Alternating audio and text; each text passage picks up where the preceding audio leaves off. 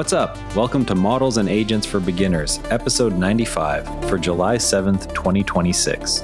Some awesome AI developments today, and we're going to make all of it make sense. Let's get into it. Education is about to look very different for some students, and it might give us a peek into everyone's future. A small number of wealthy families are choosing AI-powered schools over regular ones for their kids. Companies like Forge Prep and Alpha are building programs where students learn through AI systems instead of traditional teachers in classrooms. Think of it like having a personal tutor who never gets tired, can explain the same math problem 10 different ways, and adjust the lesson the moment you look confused.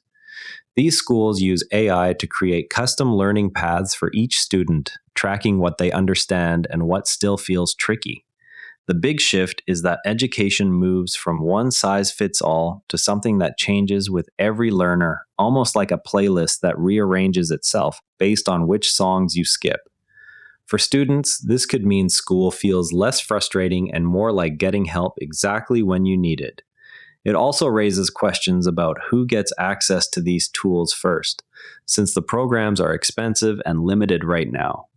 If AI tutors become really good, they might eventually help more kids, not just those whose families can pay.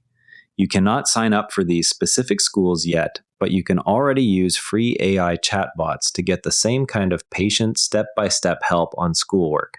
Okay, now for my favorite part of the show, where we look under the hood.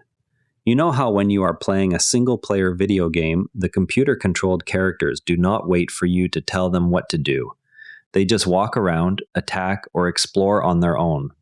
Now picture that same idea, but with an AI that can open apps, click buttons, and follow a whole plan without anyone sitting at the keyboard. First, it gets a goal, like find this file and make a copy. Then it breaks the goal into small steps it can actually do on a computer, the way a recipe breaks down baking a cake into measuring, mixing, and timing.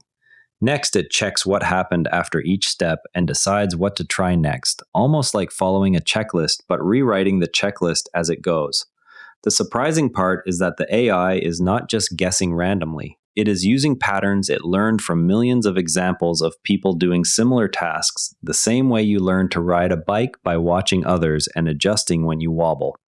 So when the AI reaches the end of the plan, it has actually completed real work instead of just chatting about it.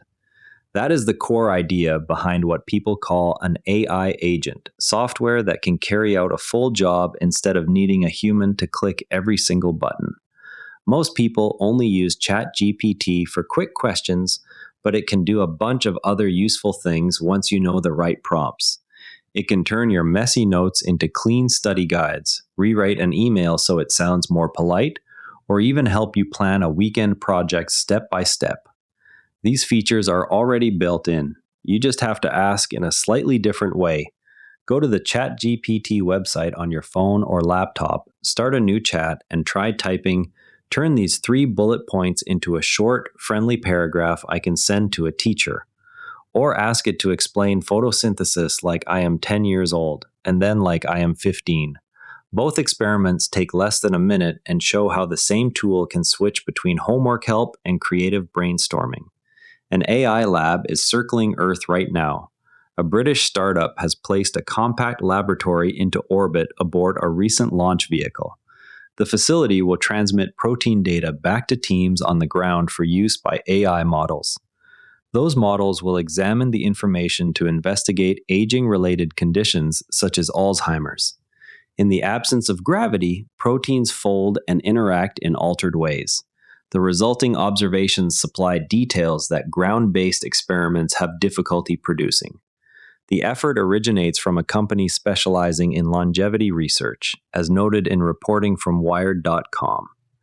Amazon is closing its famous human task website. Mechanical Turk has served as the platform where firms compensated individuals for microtasks, including photo labeling and survey responses.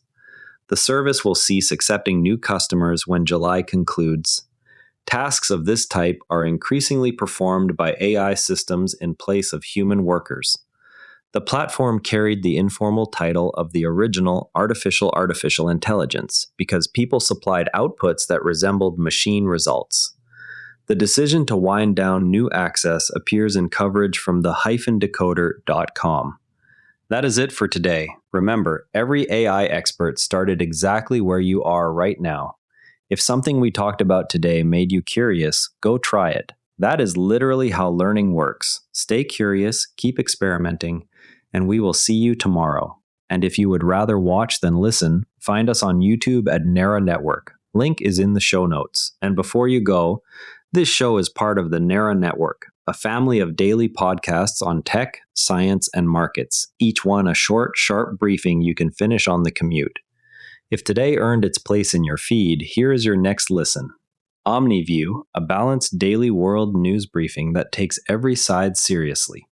Find every show free at naranetwork.com.